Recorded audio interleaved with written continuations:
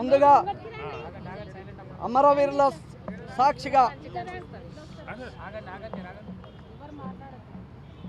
ముందుగా ఈరోజు ఈ కార్యక్రమాన్ని పెట్టడానికి కారణం అమరవీరులకు నివాళులు తెలిపి అదేవిధంగా తెలంగాణ ఉద్యమకారులకు ఏదైతే కాంగ్రెస్ ప్రభుత్వం హామీ ఇచ్చిందో 250 గజాలు, 1000 పెన్షన్లు, 100 ఎకరాల స్మృతివనం, అదేవిధంగా హెల్త్ కార్డు, ముందుగా ప్రధానంగా బోర్డును ఏర్పాటు చేయడం అన్నారు అని గత కొన్నేళ్లుగా ఉద్యమాలు చేస్తూనే ఉన్నాం. ఈ మధ్యనే సీఎం రేవంత్ రెడ్డి గారు కూడా కొందరితోటి బోర్డు ప్రకటిస్తాం అని చెప్పినారు.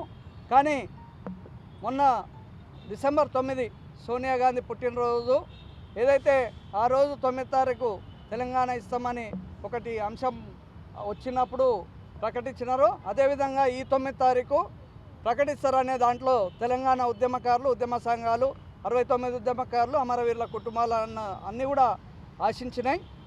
కానీ ఆయన ప్రకటించలేదు. మేమేమంటున్నామంటే ఇంకెంతమంది చచ్చిపోవాలి మీరు ప్రకటించేదాకా? ఇప్పటికే 69 ఉద్యమకారులు చాలా ఘోరాతి ఘోర ఉన్నాయి వాళ్ళ స్థితులు. అదేవిధంగా 1200 మంది అమర కుటుంబాలు ఏదైతే 500 మందికే వచ్చినాయి, మిగతా వాళ్ళు కూడా ప్రకటిస్తామన్నారు. ప్రకటించకుండా ఏదైతే 9-10 మందికి ఇచ్చిర్రు అయితే అది లెక్క కాదు. ఆ 9-10 మందికి ఇస్తే ఇచ్చినారు, మేము దాన్ని కాదంటలేము. కానీ మిగతా తెలంగాణ ఉద్యమకారులు ఏదైతే మీరు 6 గంటల్లో మీ పత్రంలో సంతకాలు తీసుకున్నారో, మీరు ఏ జైల్లో ఉన్నారు, ఏ కేసులు అయినాయి అవన్నీ తీసుకొని దాదాపు 80,000 నుంచి 1,00,000 మంది దాకా ఉద్యమకారులు ఉన్నారో వాళ్ళకు 250 గజాల స్థలము, పెన్షన్లు, అదేవిధంగా హెల్త్ కార్డులు, పత్రము, ప్లస్ 100 ఎకరాల్లో అమరవీరుల స్తూపం. అదేవిధంగా ఇదే కాకుండా తెలంగాణ సినిమా వేదిక ఆధ్వర్యంలో కూడా నిరంతరం ఉద్యమాలు నడుస్తూ ఉన్నాయి.